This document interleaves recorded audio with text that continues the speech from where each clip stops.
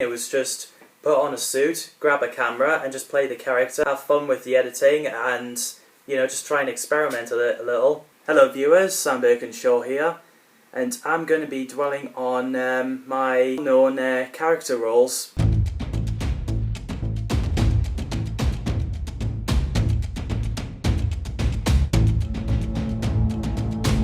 Oh, my series is going to be a long one to talk about. What was that? Sounds like they're breaking in. Oh no.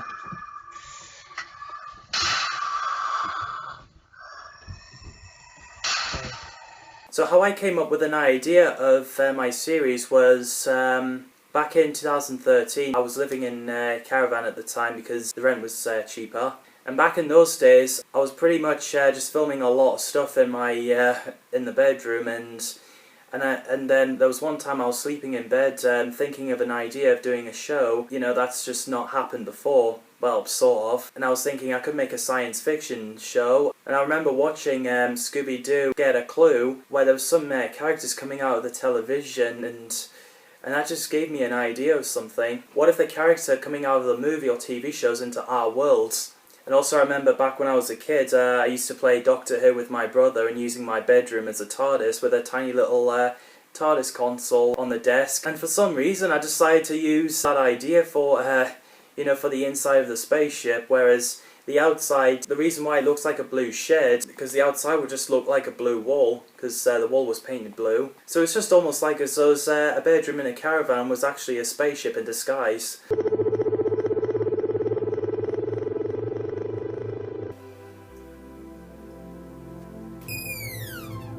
That's weird.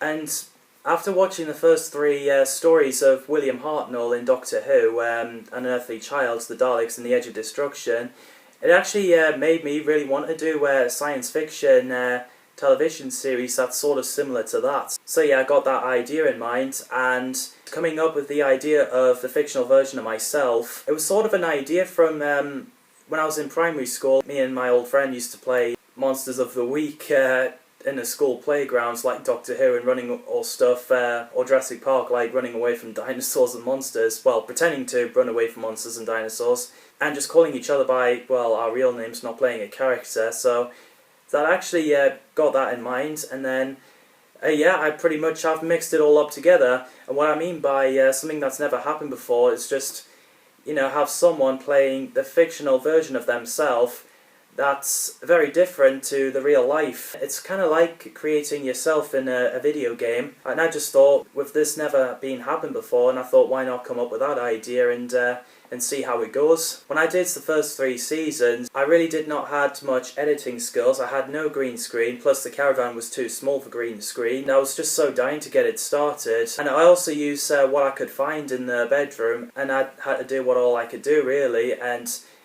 yeah, the first 3 seasons was not scripted. It really wasn't. When the majority of the time when it was just me talking through the cameras, I actually started off taking influence from Harry Hill's TV Burp, where Harry Hill was sitting, like, talking to you at the desk, and then there's something coming through the door, like Phil from EastEnders carrying a baseball bat, breaking down doors, and and I just thought, yeah, that's the best I can do in terms of the technology and the stuff there is in, you know, in that place. What I also noticed was Electric, the 8th episode of the first season, seemed to be more popular than the rest of the first season, which I don't know how, because that episode was just about playing around with the editing visual effects. But hey, somehow it works, which I wasn't expecting, but I am actually really pleased about. I spent a lot of 2014 trying to develop the show, such as creating a title sequence, and as the unreleased Season 1 was made back in 2013, and then the laptop gave up life, and so I had to memorise the story and refilmed it a year later, which was June and July 2014 and released on September 2014. This is so cool. Whoa, what the hell is that over there? A sea monster, let's get out of here. Season 3 had similar story in terms of the production. So it was filmed, laptop gave up life again, and then I had to refilm it but pretty quick as I was so dying to get it done, and it was a very tight scheduling. And the scene where I was walking out the ship, yet standing on a planet full of rocks, which was actually filmed in Newbiggin Beach. Yeah, the recreated version was actually better than the original version of season 3, because in the original shot there was only a shot of my head, you know, when I was looking around, and there was a sea monster coming out of the water, because it was filmed using a little camera which I can't see myself through it. I had to, like, you know, you had to, and I can only look at the back to see, you know. So then when I recreated season 3 on tight scheduling, I had to walk back into the Newbiggin Beach, take my coat off, which it was freezing, and I was using my phone to film that scene, which was actually a better shot because not only you can see my head, but also from head to chest as well. So it was a better shot of the camera. Yikes! What the heck is that thing? A thing? I am no thing. I am Freud. And also I thought my fictional self needed some friends, you know, not just enemies like Lugan and Blackvic, and you've also got Freud, where, like I said, just using any stuff I could find and put on impressions I can come up with. So I used Stewie's devil costume as an overall and with a hood, and I used the Superman's cape to cover the face, and I put on that voice. I had to come up with any random voice I can make, and yeah, and I think Freud seems to be a likeable recurring character. During the first 2 takes of my fictional self reacting to, well, talking to Freud, that was actually filmed when I didn't actually came up with a name. So, you know, the third shot of me talking to Freud, that's where I came up with a name. And that was actually filmed on Christmas Day 2015. It's like a tractor beam, but once we get there, we'll turn that off and quickly get out of that planet. So due to the ideas of season 4 was have an attempted turning point in terms of the effects, because the story writing was pretty amazing. It was just like, you know, video game kind of style, so that's why I decided came up with that story arc. So after when Lee made his first appearance in Crash Into Desert, because, you know, as he wanted to be in it at some point, where I was telling Lee that you should travel with me in my ship and crash into desert, that was actually a setup for season 4 when Lee to return, which sadly didn't happen. I tried to call Lee, and unfortunately he wasn't available because, you know, with his work and everything. And I was thinking, oh, what do I do? Plus my friend Dan was actually wanting to be in it, so I thought actually I could get Dan to cover for Lee, so turns out I did.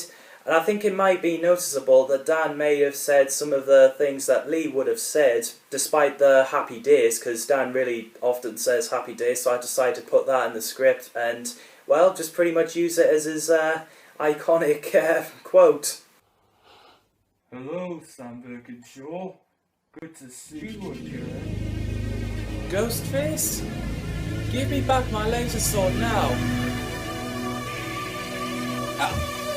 And I wanted to create like a different version of Ghostface where, you know, what if I can make him more sci-fi, and I just thought my fictional self needed a dark side of a villain, like remirrored villain, because I had that costume arrive for Halloween on Trick or Treating, and I just thought, and plus I wasn't aware of Scream at the time, I was only aware of the costume. And as far as I can remember, I thought he was brilliant for main villain of my series, and have Ghostface like the same species as what my fictional self has the DNA of. And also the idea of me wearing the red t-shirt with blue tracksuit and wearing a, you know, opened dressing gown with it. So I tried on opened dressing gown with the clothes, and I thought, yeah, it's actually quite a good style. Will look iconic. So yeah, that's how I came up with an idea. So the costume for season 5 and 6, including the specials, was actually the outfit I was wearing during my 6th form at school. Because for some reason, when I was wearing it at school, I was thinking, yeah, I could actually wear this for my series. Because it looked a bit John Pertwee and Peter Capaldi's mixture kind of style, and originally it was going to be a blue coat over that outfit, but I thought it didn't work, so instead it was a black coat. And it works perfectly. It was I really loved the outfit. It was pretty stylish. A little bit of James Bondy. Welcome back, old friends.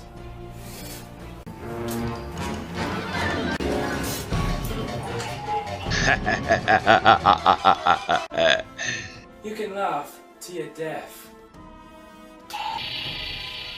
The Train in Space, the 2017 Christmas special, was the first proper episode to be a turning point of my series because it was the use of green screen, updated visual effects, and funny thing is, the green screen is, which is that same green screen I've been using since. For what season 5 was, and I thought, starting from the 2017 specials, I wanted to make the Christmas episode like Tim Burton style, making it a bit darker, and because of what my show was about, I used Jack Skellington as a character, and I wanted to give the audience a bit of a goosebump, so I added the Gremlins, naming a Mogwai Darren, named after my friend, and I had to give Darren the Mogwai a bow tie, just to differentiate it. Yeah, the train floating in space was an idea from Doctor Who Mummy on the Orient Express during Peter Capaldi's run. I remember loving the episode, and I thought this actually would look good on Christmas. And also to make the scene a bit funnier was when I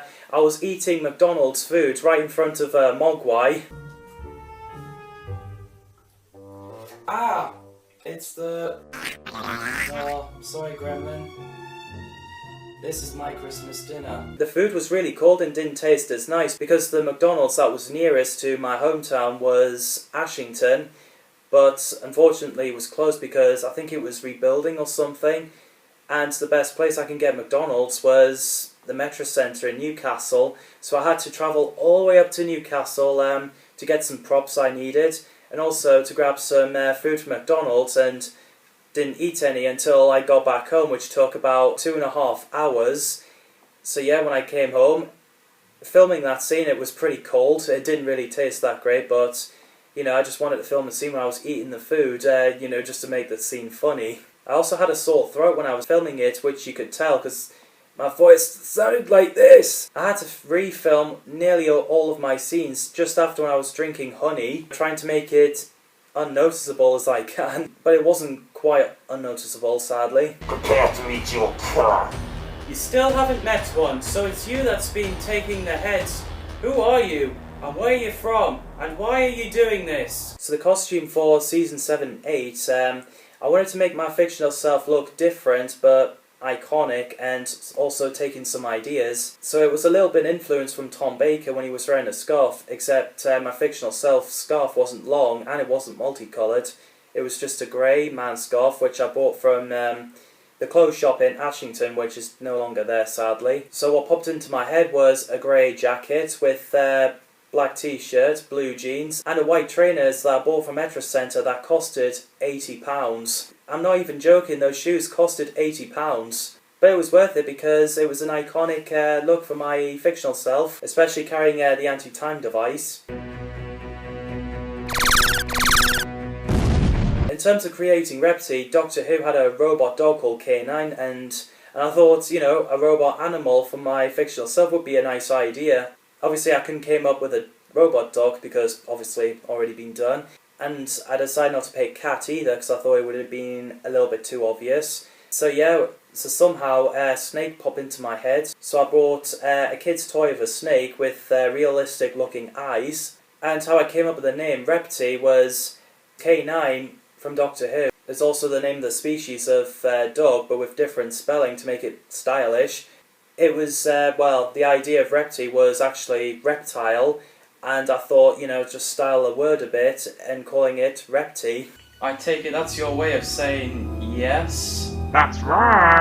And the voice I used for Repty was the idea, because when you were kids and you were playing with your own figurines and you just put on different voices for the characters, yeah, it was sort of the idea, because I think I was using one of that voice at one point, and I decided to grab it and, use it, and here we are. I'm gonna have to go to the 12th floor. That is where you'll make the ghosts disappear. I'll communicate with you when you get there. Be careful.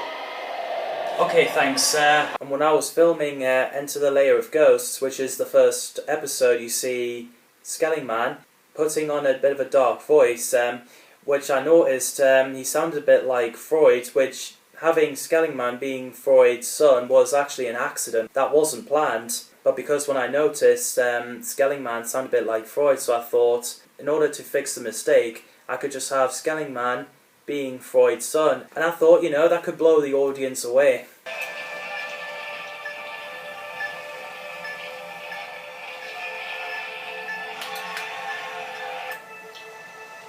Skellyman and Barnes are the same person. DNA results is correct. I came back for you, Father. And the rest, as they say, is history, and I thought they'd make a pretty good duo. So I bought the costume from the costume shop in Metro Centre, and then I went home, I put it on, and I painted around my eyes black hair just to make it more effective and more convincing and realistic, and which is the part I hated because well, at one point I almost got blinded as there was a little bit of black paint on my eyeball, so I had to wash it out. But despite that, this character has some very good stories.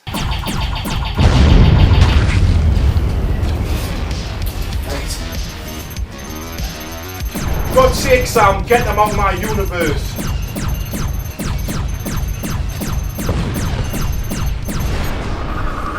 Nice one! When I filmed Ascension of the Multiverse 2-parter, the finale for Season 10, at one point I actually wasn't feeling very well because I had my tea before I filmed it, and I think something really not agreed with me, so the filming was halted for quite some time. So yeah, I was suffering the same thing that Harrison Ford did when he was filming Raiders of the Lost Ark, which resulted him shooting the guy carrying a sword.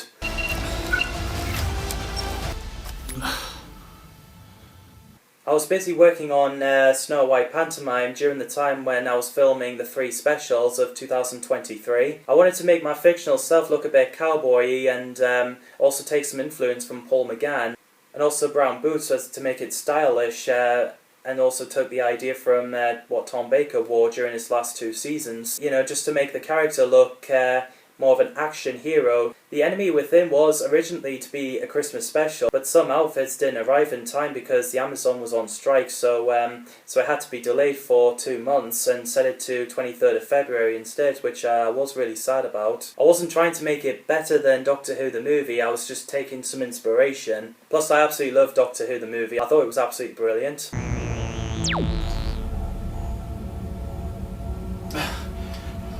Well done, Lee. You sent half of people back in their home. But the problem is, Vortex is still surrounded by force field. That's going to take a lot of power to turn that off. Plus, Lee's daughter came on set when I was filming Lee's scene in Dimensions 3 Shattered Multiverse. Our feature length was such a pain to edit, because I had to put a few characters on the same screen together with green screen. There was also green screen fiddling with, also adding the effects, and also animating the Lego with mouths moving and the sound effects and the voice, and yeah, it took me about a month to edit.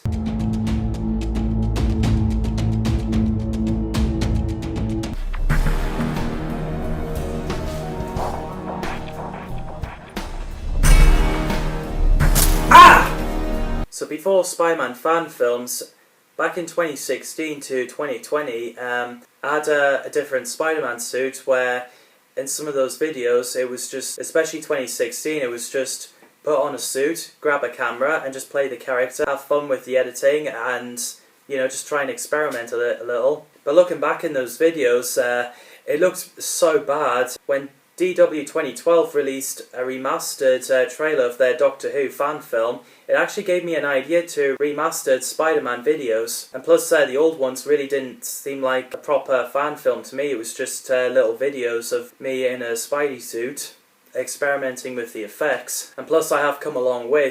In terms of my performance, apparently I was really good. As what I've been told, people actually loved my performance as Spider-Man, which is something. So what I did was, I've unlisted those videos so that so you won't find them on the channel, so you know it won't confuse the audience. I got the script writing, having a story the way I want it to be. I looked on YouTube learning to put on the American accent, and wore a new suit as a fresh start. And when I tried the suit on, it was actually more comfortable than the old one. I mean, the only problem was I could barely see out of it. So when I had the words of the script on my phone, I had to like do that so I can memorize the words and then film the scenes.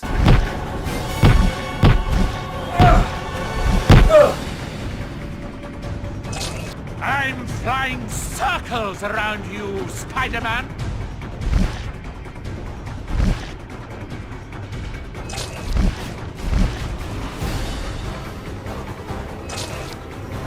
When I was filming Spider-Man Web Swinging, it was actually the white strings that hang from the ceiling, as you can sort of see from this video.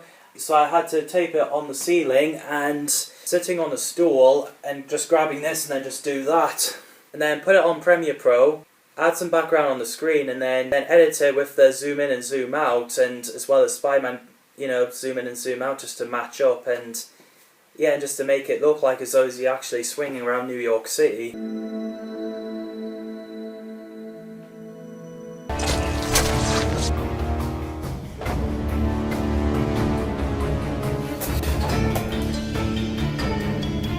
Sort of refilming the scene in the first Spider-Man movie with Tobey Maguire when he was trying to get the fork out of his wrist and he accidentally shot someone's lunch and smacked it onto Flash.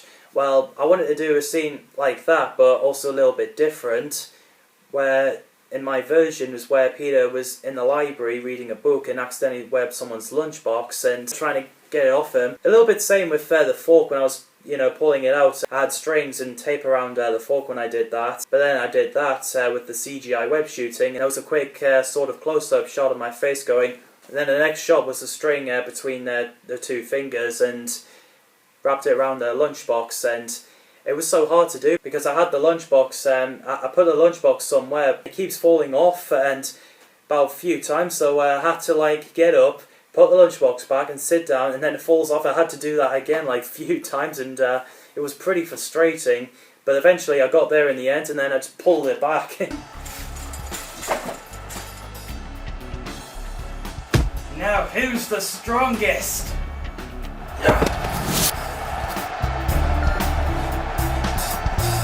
When I was designing my own homemade Spider-Man suit, you know, for the origin story where Peter wears the homemade suit when he does the wrestling during the time when he was becoming Spider-Man, I had a black hoodie with a red Spider-Man logo. I also used my brother's old Spider-Man mask, black track suit because, you know, to make it look sporty. And my gran was giving me choices for which colour shoes she was planning on giving me for, I think it was either my birthday or Christmas, and so I actually picked red because I thought, actually this looks pretty good for the homemade Spider-Man suit. So I asked for red, and so then I got the red shoes. Yeah, brilliant idea. Thanks, Gran. No human can withstand the awesome forces that are mine to command. Prepare to meet your most dangerous adversary. Yourself.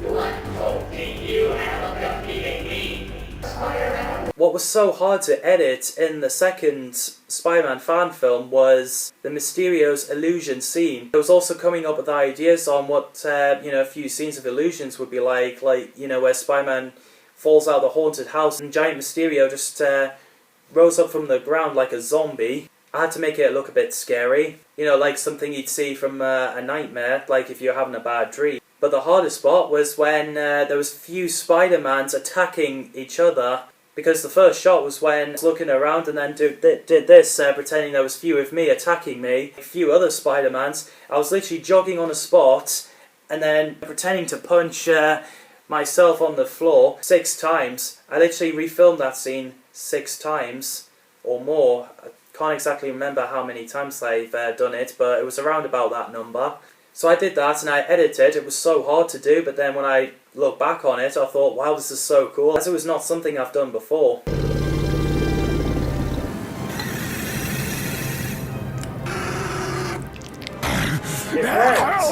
Dr. Connors? Are you okay? Spider-Man. The third Spider-Man fan film was originally to be the last one because when I was doing a remastered Spider-Man FanFilm Series, like a fresh start, it was originally to be a trilogy, and I wanted to make the best of the fight scene between Spider-Man and Lizard, and what popped into my head was a fight scene between Blade and Deacon Frost, because of the action scenes and the shot of the camera, and especially when Blade kicks the potion at Deacon Frost that killed him. So I reenact that scene as Spider-Man kicking the antidote at the Lizard's mouth to cure him, just to make it look badass.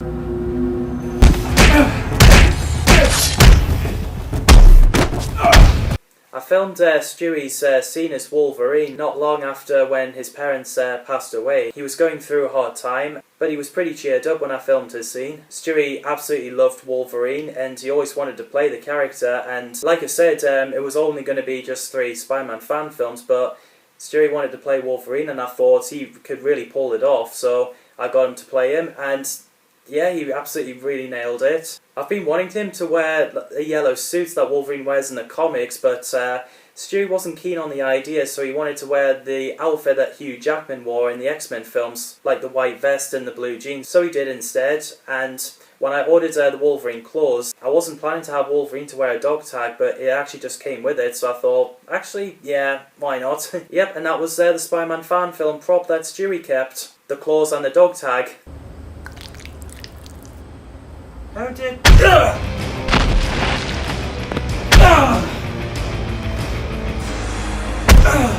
You'll be resting as soon as these claws go through your brain. And I had to make the fight scene a bit brutal and dark as possible, and I think the scene just after when Spider-Man noticed Wolverine's healing powers and Wolverine knocked Spider-Man down on the ground, obviously me and Stewie weren't filming at the same time. I was filming on one day and Stewie was filming on a different day. I just edited 2 of us together to make it look like we filmed on the same day. When I was pretending to get knocked down on the ground by Wolverine, I think it was the way I was pretending to fall, I actually really hurt my back, and at one point I thought it was broken because it hurt that bad, so I was in pain for quite some time. But then after, when I realised it wasn't broken and but still in pain, I had to finish the rest of my scenes off carefully. Luckily there was not much to do, and I didn't do much stunt after that. Plus Stewie wanted to check if he was happy with the movie, so in terms of writing scripts, Stewie wanted to read the script before filming it. There was things he suggested, so I, added what he suggested in it. And after, when it was filmed and edited, Stewie wanted to check it to see if he's happy with it. So I invited him over and got him to watch it, and Stewie was really happy with it, and here it is. I think it was sort of noticeable in the scene where Peter Parker, in his pyjamas, was following Wolverine, and you can sort of see a little bit of a bruise mark on the arm. That was because this was filmed 2 days after when I had my blood taken out for personal reasons, and the marker appeared all of a sudden on the next day. But I think some people may theorise that, I don't know, some thugs that Spider-Man encountered used a flamethrower on the arm. Holy!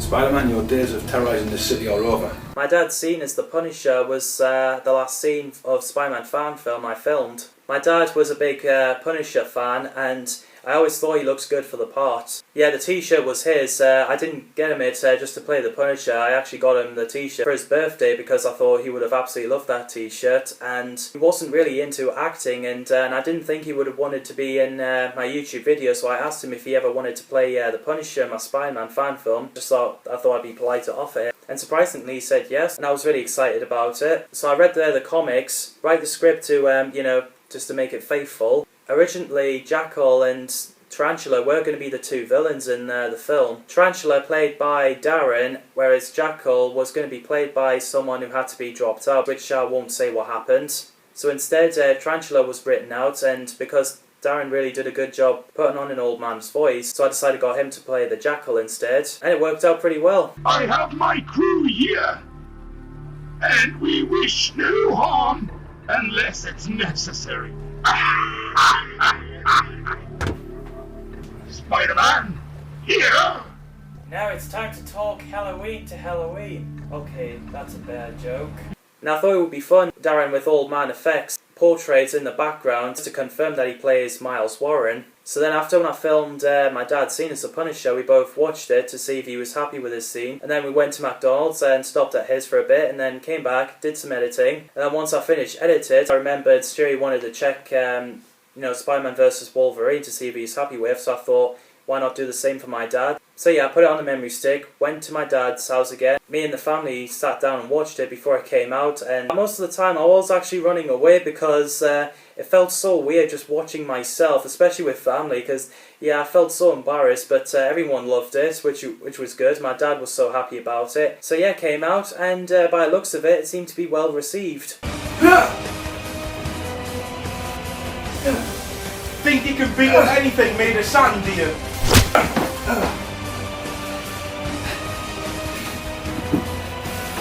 When I was planning to do my own Spider-Man series, I always thought Lee could play Sandman because he has a similar hairstyle as Sandman in the comics, and he pulls off playing a criminal type of character, so I thought he could nail playing Sandman. Getting him a green t-shirt for Sandman was a nightmare because in terms of the size of the t-shirt, the Amazon was so different. When I got Lee's right size, which normally sells in the UK, the one from Amazon was actually a bit smaller, so it was a bit of a struggle to get a few, so we actually gave up getting the Amazon and we decided to go down to the Primark and we just grabbed the green t-shirt that we can find and used it. And then after when we came back home, straight away we filmed this scene and voila!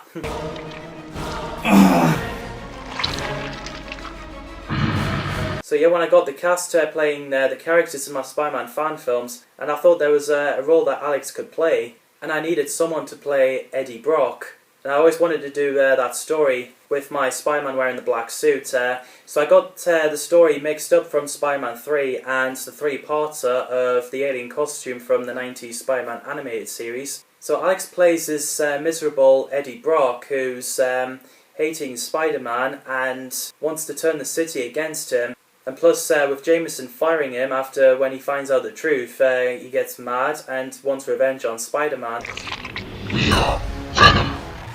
My God, Eddie! You need to take that suit off! We're now part of the life force, and not existed since the dawn of time. We share secrets to Eddie Brock, and we all know your secrets, Parker. So after when I filmed Alex's scene as Eddie Brock, he came back the next day to voice Venom, and I had to make his voice sound deep and a little bit evilly. Very similar to Venom in Spider-Man Friend or Foe game, because I thought it was a good fitting for the character. Where am I? What is this? Where did that came from? But it feels good. When I was getting myself a black suit, I had to get myself measured all over my body, like every details of my size of my body. So when the suit arrived, there was zips all over it, and it was such a nightmare to put on. It took about 5 to 10 minutes to put on. At least it was comfortable, and I can see through the eyes perfectly. Are you window shopping? Spider-Man, for Jameson's money, I'll take that chance. I'm not the person you want to mess with. When I got my mum to play a masked thief, she wasn't keen to have her face on camera. However, she said she'd be happy wearing a mask in front of the camera, so I thought, and I needed someone, with a noisy gun to discover the symbiote Spider-Man's weakness. So I thought, that could be a role for my mum to play, so got her to play that, and here we are. And I think she was having fun with it.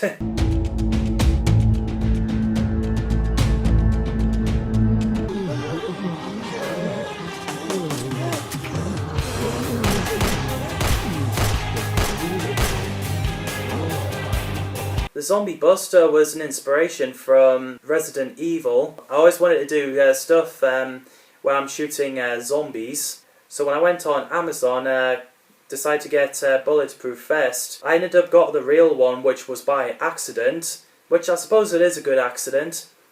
I wasn't minding a fake one, but I ended up getting the real one. And the reason why I wore it, because when you looked at zombie films, you see some of the characters wearing like some kind of like a bulletproof vest, and any weapons they have at the side.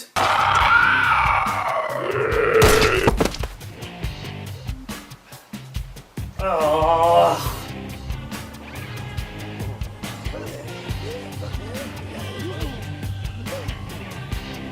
That was lucky. Yeah, I had the fake blood and I was squirting it all over me, and it really did smell like baby wipes. So after when I finished filming, I had to put a hair conditioner on my hair straight away and, getting all the fake blood off me as soon as I can. But I thought I'd add that just to make it a little bit funny. Plus, when I was a teenager, back when I was living in caravan, I had very little to no Wi-Fi, and the only time I get to use internet was sometimes at the pub, but I ended up getting a dongle, which wasn't great. And throughout my time, I decided to create my own stories and create my own characters, and David Sell's name was on there. So then when I did Zombie Buster, I reused the name David Sell. And as for the Zombie Buster, I think I actually came up with that name when me and my friends played in a school playground when we were pretending to shoot zombies, so yeah, I reused that name as well. Assholes would dump me in the street where zombies be attacking people. I wanted to try something different for Zombie Buster 3, which is why the second one ended on a cliffhanger where David was in the zombie apocalypse. So I watched the zombie apocalypse movie that you can watch on YouTube to get some ideas.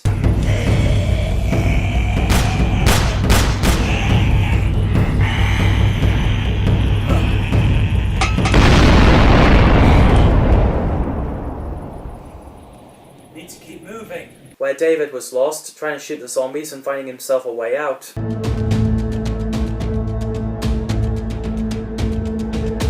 I did a school play, which is The Tempest, where I played Sebastian. Back in 2016, when my school was doing the Hamlet, I was to be in it originally, but sadly I wasn't available and it was impossible. And I was really sad that I didn't get the part. But a year later, we did The Tempest, and it really made up for it. And they're both produced by the team called The Mortal Fools, which are brilliant and very talented. But yeah, playing Sebastian was really fun. I had a blast doing it. And I really loved playing the bad guy because it was something really different. So what my school did was we were voting for either Romeo and Juliet or The Tempest, which I can't exactly remember much. And The Tempest is one. We watched the movie, to get some ideas. And I absolutely loved the movie, so I watched it again at home, examining Alan Cummings as Sebastian to take some inspiration from his performance. I absolutely loved the bit where I think it was Ariel or something, I can't remember, surprised us, the food right in front of us. Well, most of the food were fake, but some of them were real, like marshmallows, and I got to pick up marshmallow and eating it, which was just before we were waving the swords. It was really good times.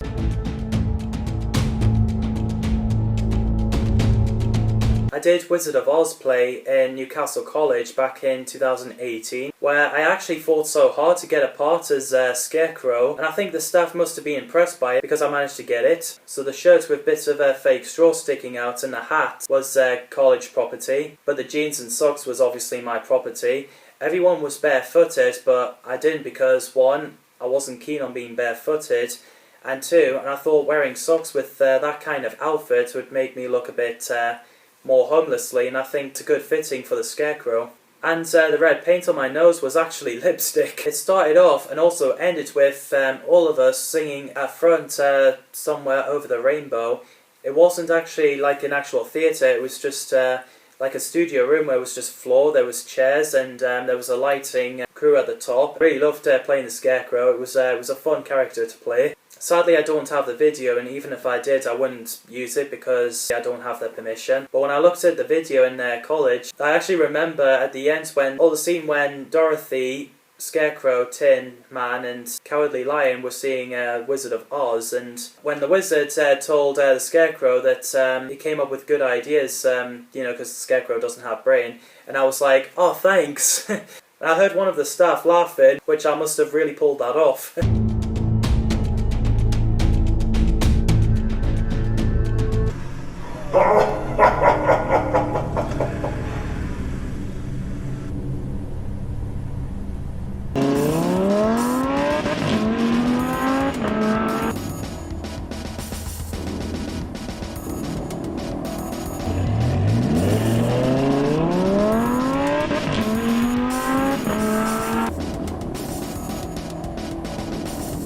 The idea of Devil Hero was from Ghost Rider and Batman. I was impressed by the work of art on the first Ghost Rider movie starring Nicolas Cage, so I used that kind of style, but also a little bit of a Tim Burton style to it. And I wanted to make it look more 90s and 2000s action movie kind of style. And I love those eras, 90s and 2000s. So I wore the black leather coat with black jeans and boots because the character was also a rock guitarist.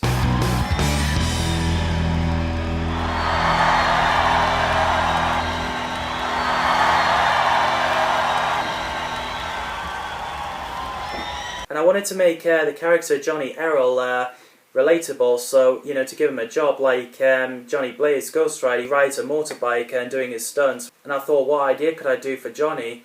And because I like a bit of rock music, Jonny Errol seems like the kind of person who loves rock music, so I thought getting him to be a guitarist playing on stage was actually a brilliant idea to do. It just felt right.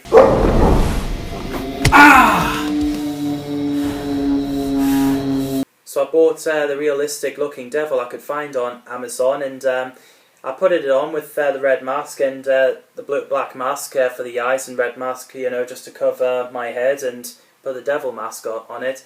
Then I wore the black coat, and yeah, the hardest bit was when I had to put the sword strap on my back. It was really harder than I thought it was going to be, and the sword was so long I actually knocked the light off and knocked the green screen off, and yeah, it was such a pain. Because it was kind of hot here, at one point I actually felt a little bit sick. I thought Johnny's dad's death scene was a defining moment for the character.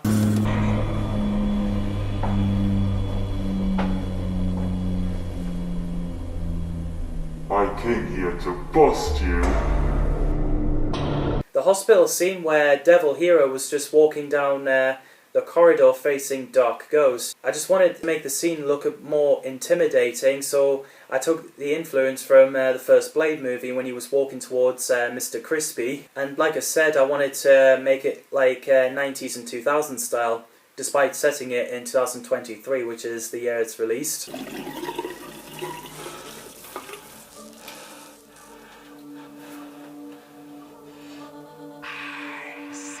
Stop! And sadly I had to delete some of the stuff because of the disk full on the laptop. What I didn't realise until I finished the last part on Devil Hero was I accidentally deleted the first half. It was from the beginning all the way up to where Devil Hero first time turns back into Jonny and looking at his dad's grave. I accidentally deleted that and I couldn't find it anywhere, so I had to re-edit that. And for me, it didn't look as good as my first take on it, but I just thought, well, what else could I do? So I clipped the scenes together. I was hoping, you know, I had my fingers crossed, hoping it works, and turns out, as far as I've seen, people seem to like it.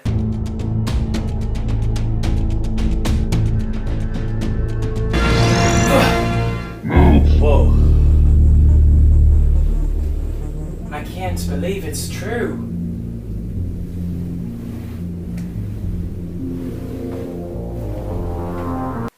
So back in 2015, I watched Tron Legacy, and it really made me wanting to make my own Tron fan films because it looked really fun to do. So about 5 years later, I get to develop it. I wrote the script, making my character Theo Flynn related to Kevin and Sam Flynn, so I had to style my hair as to make myself look a bit like Jeff Bridges and Garrett Hedlund. So the first time I designed a suit, I used the black bodysuit and using paper to add some details with tape, but unfortunately it didn't work as they keep falling off, so at one point I gave up, so I bought stuff from Amazon. Didn't think you can get that costume from Amazon nowadays, so I got that, managed to film it, also putting on the American accent like I did with Spider-Man.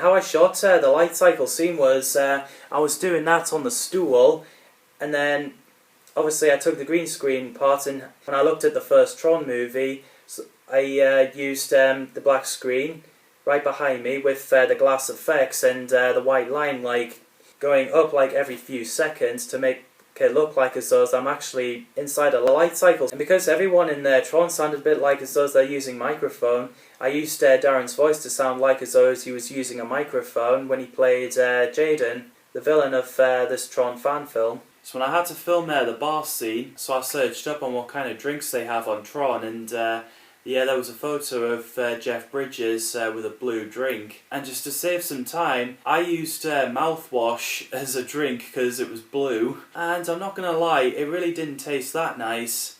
So I had to try and keep a straight face, and then until when I finished shooting that, straight away I had to spit out the sink. It really wasn't for drinking.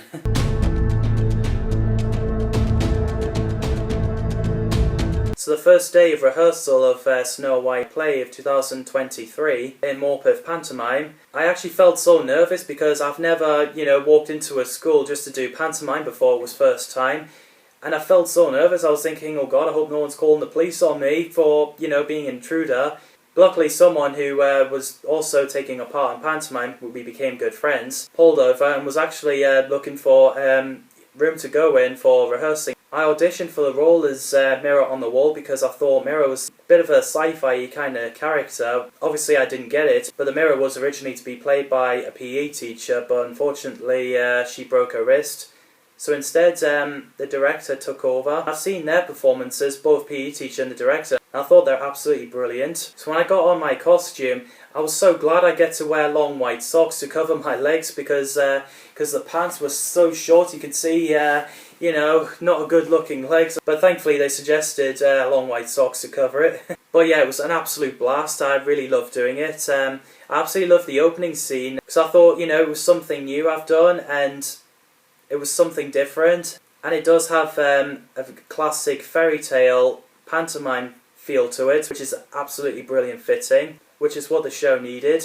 My favourite part was the scene in the dark forest where a lot of us were wearing black costume with grey and a bit of a greenish blue ripped ropes around it to look like a zombie or skeleton. We were literally doing this in our scary costumes around Snow White with Scared of the Dark by Steps. It was absolutely fun doing it, and plus a lot of crew actually did not recognise me, which I must have done a good job.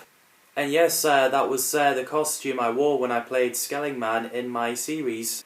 And even Darren was surprised by that when he saw it at the pantomime. The only difference is that playing a different character, obviously, and also not painting around my eyes. When we first practicing it, when we're not in costumes and we're doing this, the actress who played Snow White, I actually wasn't keen on it first, and I was thinking, what am I doing? But then when the costume came on, and obviously playing the song, it just became a favourite of mine. And what was so cool is that I won the award for that scene, which I wasn't expecting, and I couldn't be any happier. And there was a scene where a comedy character called Muddles, I think they were baking a cake or something, where Muddles accidentally splattered cream on his face, and it was at the side of the stage. So after when Muddles came in the backstage to clean his face off, and me and the chorus to do their bits, I put my finger on the cream on my way to the stage while the curtains were closed, and I ate the cream. I thought it was whipped cream, and then I realised it was a shaving foam, and I was like, bleh! It tasted like soap, and I had to do my best to keep a straight face rather than a sour face, and that was the same night when my family came to watch me. So yeah, definitely had to try and keep a straight face. As of time recording, the next pantomime I'm working on, which is the same place as I did Snow White, I'll be the chorus in Dick Whittington. So thanks for watching, people, and I'll see you in the next video.